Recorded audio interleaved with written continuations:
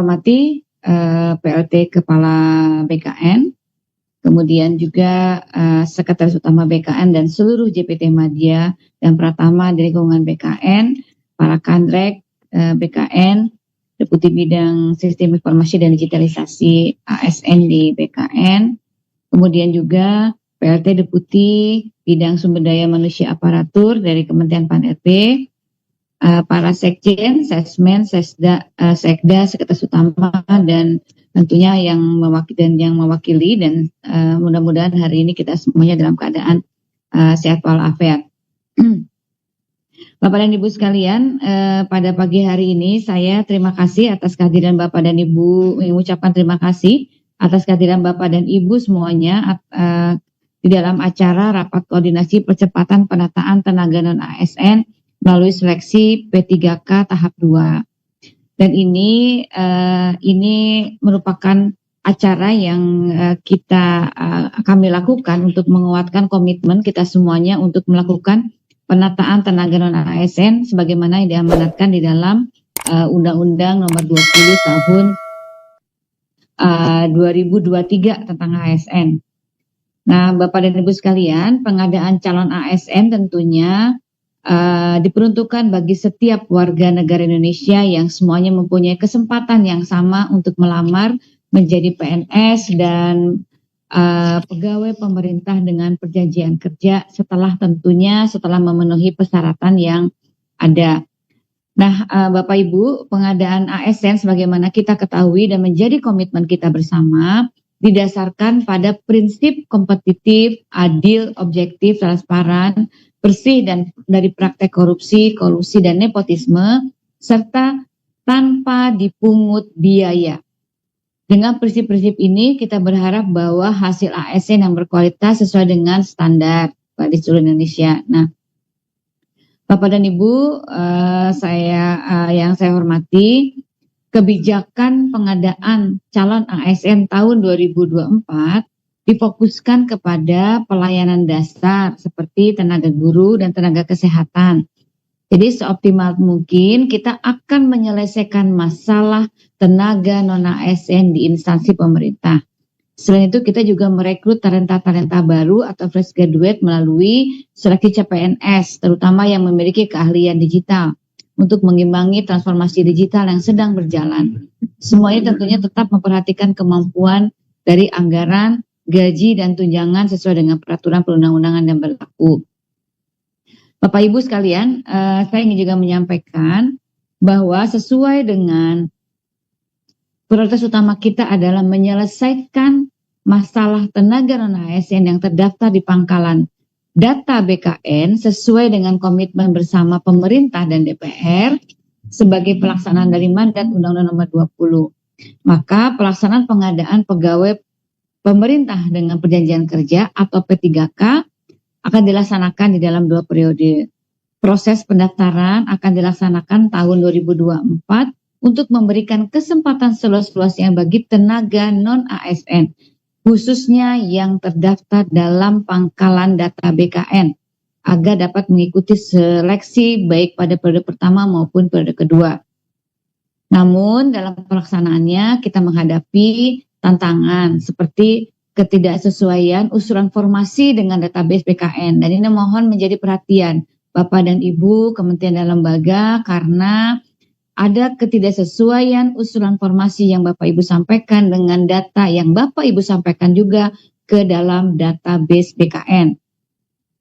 Dan kemudian juga ada persoalan mengenai belum optimalnya penyerapan tenaga non-ASN pada penyerapan periode pertama.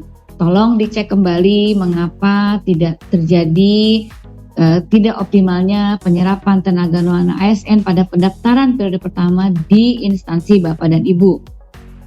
Beberapa kendala yang dihadapi tentunya satu, karena formasi yang diusulkan tidak sesuai dengan database P3K di BKN.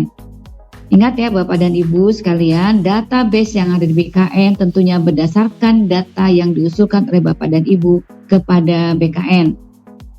Kemudian yang kedua, instansi pemerintah, khususnya pemerintah daerah, tidak mengusulkan formasi P3K dengan pertimbangan keterbatasan anggaran. Yang selanjutnya, untuk itu, karena persoalan-persoalan yang kita hadapi yang tadi saya sampaikan, Bapak dan Ibu sekalian, kami telah mengeluarkan keputusan Menpan RB nomor 634 tahun 2024 tentang kriteria pelamar bagi seleksi P3K tenaga non-ASN yang terdaftar pada pangkalan data BKN. Jadi mohon ini yang terdaftar pada pangkalan data BKN tahun anggaran 2024. Kriteria itu mencakup tenaga non-ASN, pertama, yang tidak memenuhi syarat pada seleksi administrasi P3K pada tahap pertama. Jadi ini hanya untuk kepada tenaga non-ASN yang terdaftar pada pangkalan data BKN, tapi kemarin waktu pendaftaran tidak memenuhi syarat pada seleksi administrasi pengadaan P3K pada tahap pertama. Kedua, ini bagi tenaga non-ASN yang lagi-lagi terdaftar pada pangkalan data BKN, tapi tidak memenuhi syarat pada seleksi administrasi pengadaan CPNS. Karena ada beberapa tenaga non-ASN mendaftar CPNS, tapi kemudian dia tidak bisa masuk lagi ke P3K, maka dengan adanya keputusan Menpan ini bagi tenaga non-ASN yang terdaftar di dalam data pangkalan BKN yang kemarin daftar ke CPNS, maka diperbolehkan untuk mendaftar kepada P3K gitu ya, meskipun dia kemarin tidak lulus di CPNS. Jadi bisa mendaftar sekarang di P3K. Kemudian yang ketiga adalah ini bagi tenaga non-ASN yang terdata lagi di dalam pangkalan data BKN yang belum melamar pada seleksi pengadaan ASN. Nah, untuk itu kepada instansi pemerintah, saya juga sudah mengeluarkan surat nomor B5993 tanggal 12 Desember tentang hal penganggaran gaji bagi tenaga non-ASN yang ditujukan kepada PPK pusat dan pemerintah daerah, yang intinya agar PPK instansi tetap menganggarkan gaji bagi pegawai non-ASN yang sedang mengikuti proses seleksi hingga diangkat menjadi ASN. Jadi kemarin prinsipnya tidak boleh ada PHK massal, tidak boleh ada pengurangan take-home, maka para instansi pemerintah agar tetap menganggarkan bagi pegawai non-ASN yang saat ini sedang mengikuti proses seleksi hingga diangkat menjadi ASN. Dan apabila jumlah non-ASN yang telah mengikuti seluruh tahapan melebihi jumlah penetapan kebutuhan, ya, maka pegawai non-ASN dapat diangkat menjadi PPK paruh waktu sehingga anggaran PPK paruh waktu tersebut tetap disediakan. Anggaran PPK paruh waktu dapat disediakan di luar anggaran belanja pegawai. Sekarang pun banyak yang dianggarkan di luar belanja pegawai. Jadi kami persilakan sesuai dengan sebagaimana yang surat yang telah kami sampaikan. Untuk itu, Bapak dan Ibu sekalian, saya minta kepada kepala BKN dan jajaran untuk dapat mengimplementasikan kebijakan tersebut dengan melakukan sosialisasi bersama dan mengedukasi kepada seluruh kementerian, lembaga dan daerah dan kepala kantor regional BKN seluruh Indonesia, serta memastikan aplikasi SSC ASN dapat memberikan kemudahan di dalam pendaftaran peserta bagi pegawai non-ASN dan mengoptimalkan kelulusan dan pengangkatan bagi mereka yang telah mendaftar di ASN. Mereka yang saya maksud adalah yang terdaftar di dalam pangkalan data BKN. Kemudian para PPK instansi pusat dan daerah termasuk para pengelola kepegawaian untuk tetap menyiapkan anggaran bagi pegawai non-ASN baik yang lulus melalui PPK penuh waktu maupun penuh waktu, maupun karena keterbatasan anggaran menjadi pegawai ASN yang PPK paruh waktu. Saya mengharapkan bahwa PPK para pembina kepegawaian mengoptimalkan pendaftaran dan mendorong pegawai ASN yang ada di lingkungan instansi masing-masing, khususnya yang terdaftar di dalam pangkalan data BKN, untuk mengikuti seleksi serta memberikan bimbingan yang jelas mengenai tahapan dan mekanisme serta afirmasi dari pemerintah. Dan saya juga ingin mengingatkan, apabila dalam pelaksanaannya masih ada yang tertinggal karena PPK instansi tidak mengindahkan kebijakan tersebut, maka tentunya akan berdampak pada terhambatnya pengalihan status pegawai non-ASN menjadi PPK maupun penuh waktu maupun paruh waktu. Jadi mohon Bapak dan Ibu sekalian agar memperhatikan waktu yang sudah kita sediakan, kemudian juga persyaratan, karena pemerintah berdasarkan Undang-Undang Nomor 20 Tahun 2012 sudah harus menyelesaikan penataan tenaga non ASN sampai akhir tahun 2024.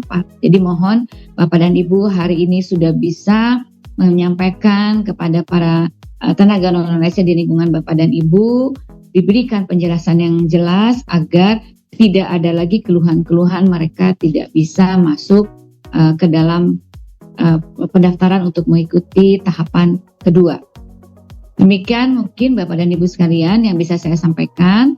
Terima kasih sekali lagi atas dukungan pelaksanaan penerimaan P3K tahap kedua, khususnya kepada PLT Kepala BKN dan seluruh jajaran yang telah bekerja keras untuk menyelesaikan pendaftaran ini dan sampai penyelesaian menjadi mendapatkan nomor induk pegawai, dan para kandrek seluruh kepala untuk terus memberikan sosialisasi instansi di lingkungannya masing-masing supaya kita tentunya dapat menggunakan ini dengan sungguh-sungguh.